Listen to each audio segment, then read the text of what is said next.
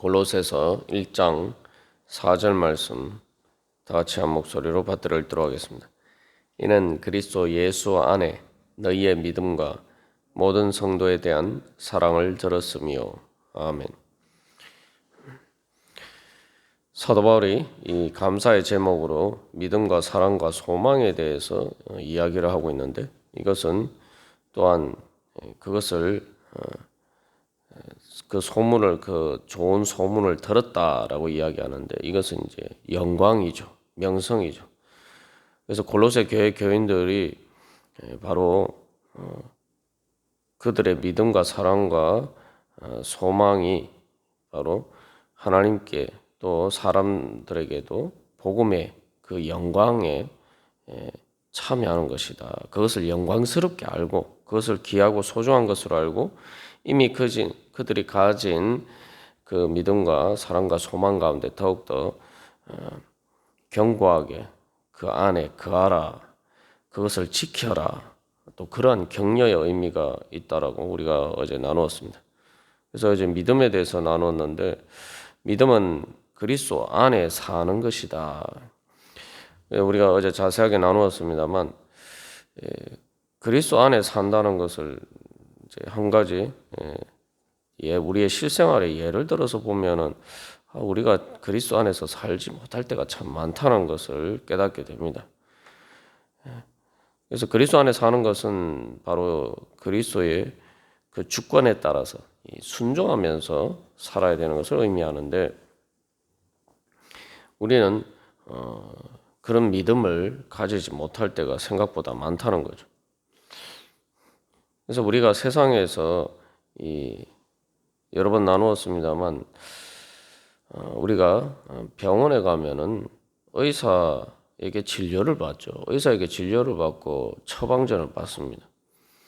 그런데 우리들 중에 아주 극소수를 특별히 예외적인 경우를 제외하고서는 의사가 처방전 써주는 대로 약국에 가서 약을 타다가 약을 먹죠. 아무도 거기에 대해서 의심하지 않습니다. 그리고 의사가 처방전뿐만 아니라 치료를 받을 때에도 수술을 받을 때도 마찬가지고 당연히 믿고 그렇게 합니다. 수술을 받는 것도 사실은 의사에게 자기 자신의 몸을 완전히 내맡기는 것인데, 그렇게 우리는 다 믿고 의사에게 진료를 받습니다. 학생들이 학교에서도 마찬가지죠. 선생님이 가르쳐 주는 것을 선생님의 말을 잘 안 들을 때는 있을지 모르지만, 선생님이 가르쳐 주는 것에 대해서는 대부분 의심하지 않죠. 그냥 가르쳐 주는 대로, 시험을 칠 때는 선생님 가르쳐 준 대로 답을 써야 한다. 그 당연하게 다 생각하고 있어요.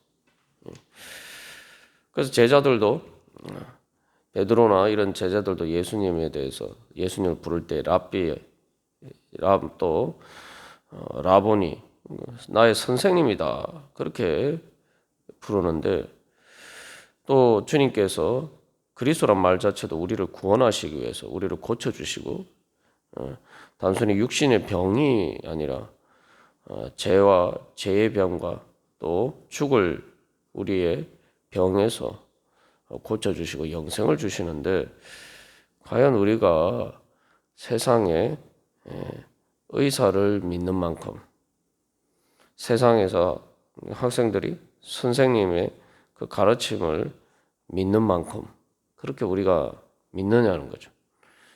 우리가 세상의 소리에 대해서는 너무 당연하게 믿으면서 우리가 그리스도에 대한 믿음이 온전하지 못할 때는 많단 말이죠. 예수님께 대해서만 자꾸 이렇게 탕자처럼 불순종하고 그것을 받아들이지 못하는 경우가 많은데, 그 이유가 사실은 우리가 세상에 대한 믿음은 있는데 그리스도 예수에 대한 믿음이 없기 때문에, 그 그리스도 예수 안에 대한 믿음이, 예수 안에 사는 믿음이 부족한 것은 내가 세상에 사는 믿음이 그만큼 강하면 강할수록 그리스도 예수 안에 사는 믿음이 약해지는 거죠. 세상을 믿는 만큼, 세상의 소리를 믿는 만큼 그리스도 예수의 소리를 믿는 믿음은 그만큼 약해진다는 것입니다. 그래서 우리가 처음에 나눈 것처럼 이 골로새 안에 살지만 그리스도 안에 사는 신실한 성도가 되기를 소망하면서 또한 사도 바울은 이 편지를 보내고 있는데, 그래서 이제 이 골로새서의 주제도 말씀의 진리 안에 믿음으로 거하는 것입니다.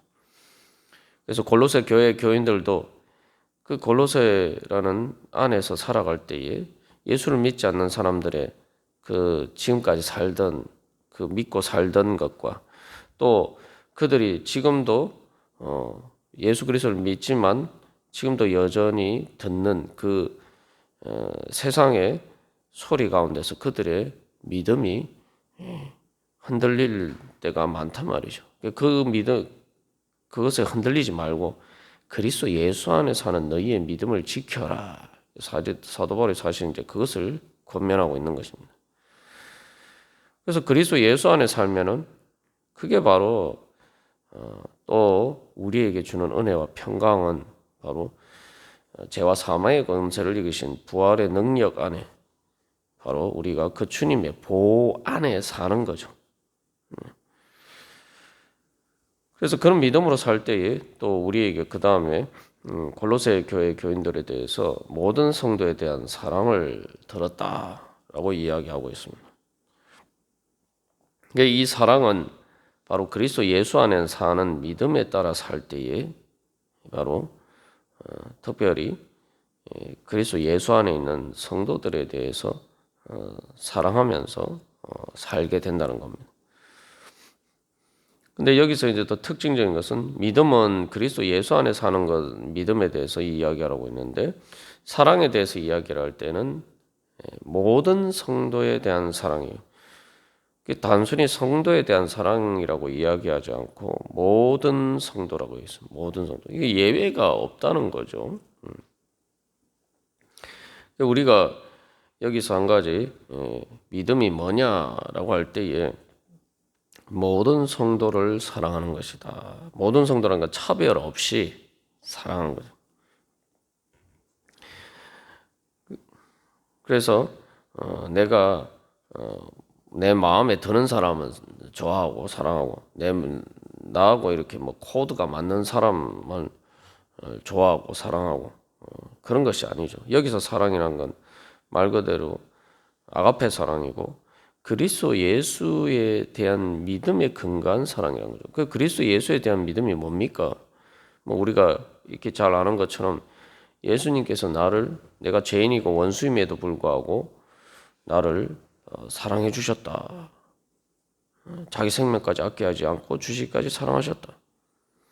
예수 그리스도께서 우리의 어떤 조건에 따라서 우리를 차별하셨다면은 우리가 어떻게 주님의 사랑을 받을 수가 있겠습니까? 그게 바로 이제 그리스도의 사랑이죠.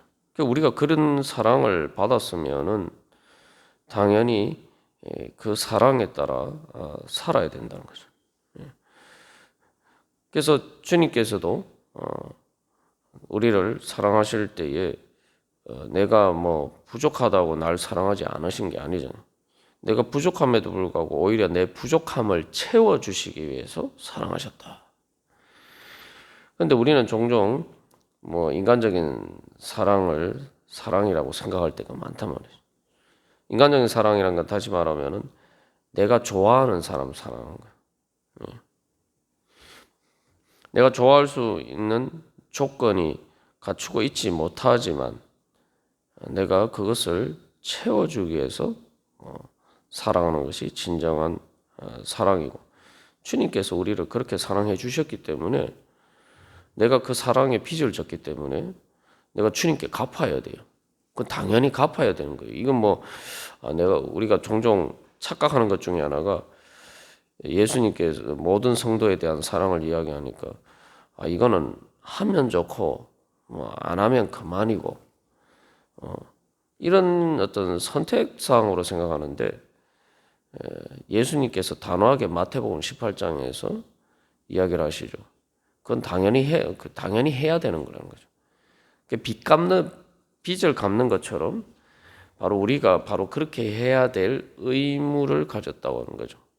그게 바로 그런 사랑의 빚을 우리가 예수님께 졌단 말이죠. 그러니까 우리가 주님께 그러면은 그 사랑의 빚을 뭐 다 갚지는 못하지만 최소한 내가 그 사랑을 갚고자 하는 이 마음이 있어야 돼요. 최소한의 이 표시를 해야 된단 말이에요. 그게 바로 그래서 여기서도 뭐 예수를 안 믿는다는 사람들에 대한 사랑을 이야기하는 것도 아니잖아요. 모든 성도에 대한 사랑. 최소한 성도들끼리만이라도 그렇게 사랑을 해야 된다는 겁니다. 예수님께서도 마태복음 18장에서 이야기하신 게 베드로가 70번씩 7번 용서하는 것도 안 믿는 사람에 대한 이야기가 아니, 바로 믿는 사람들, 형제들에게, 형제 자매들에게 성도에 대한 관계에서 이야기를 하는 거예요. 그러니까 최소한 성도들에 대해서라도 그렇게 사랑할 수 있어야지 안 믿는 사람들에 대해 사랑하는 마음으로 전도를 하고 뭐 선교를 할 수 있는 거 아닙니까? 이 최소한의 기본이라는 거죠. 그래서 나는 주님께 대한 그런 사랑을 받기를 원하지만 내가 죄인이고 원수지만 나를 사랑하시고 용서하신 주님의 사랑을 받기를 원하면서 나는 그렇게 할 수 없다. 그러면 믿음이 아니란 거예요. 그건 행위나 공로의 차원이 아니라 믿음의 차원이.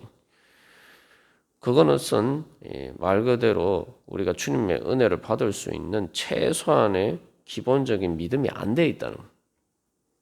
그게 뻔뻔하다는 거죠. 놀부심보라는 거죠. 그게 우리가 완전해서 하나 주님의 은혜를 받는 건 아니고 말 그대로 은혜이기 때문에 주님께서 베풀어 주시는 것을 우리가 값없이 받는 것인데 최소한 값없이 받으면서 오늘 사도 바울이 감사하는 것처럼 주님 감사합니다. 최소한 이 마음은 있어야 되는 거죠.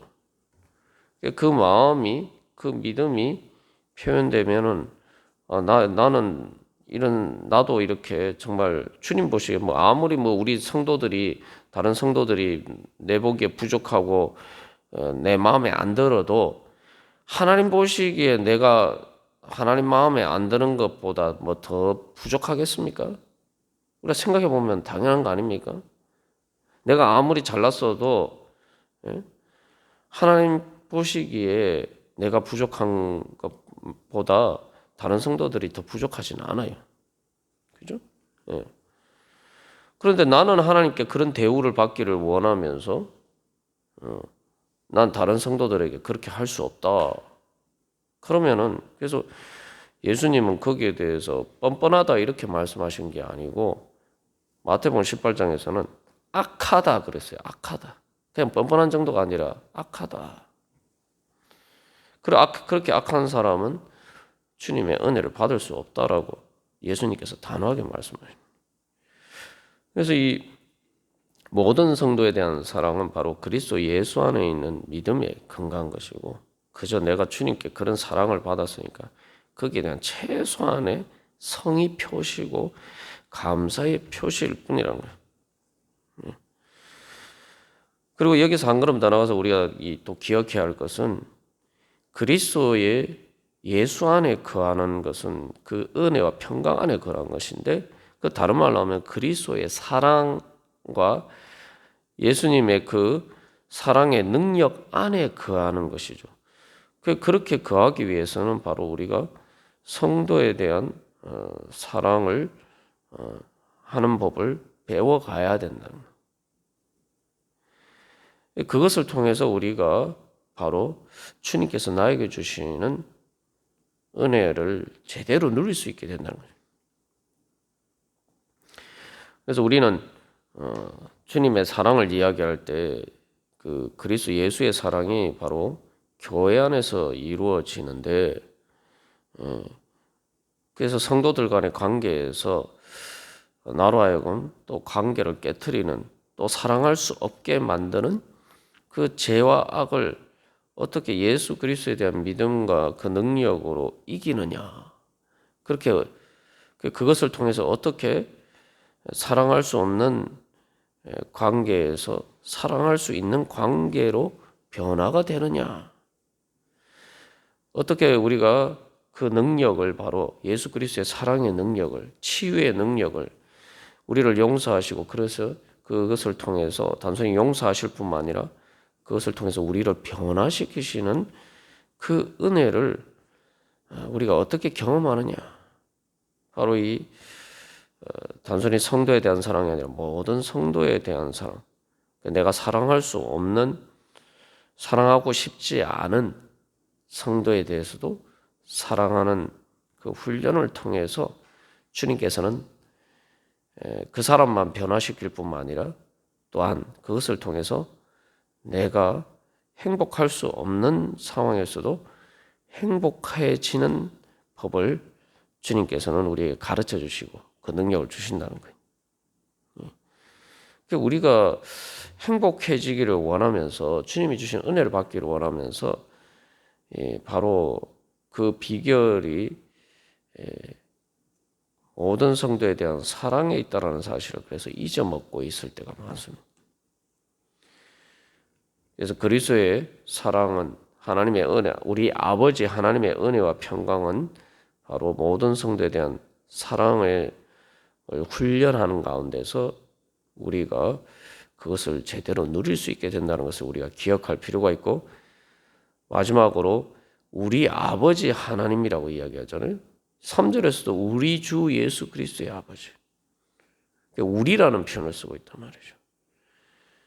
내가 그래서 성도를 바라볼 때 단순히 내가 주님께 대한 사랑의 빚을 갚는다. 이것을 한층 더 나가서 저 성도가 아버지가 바로 내 아버지다.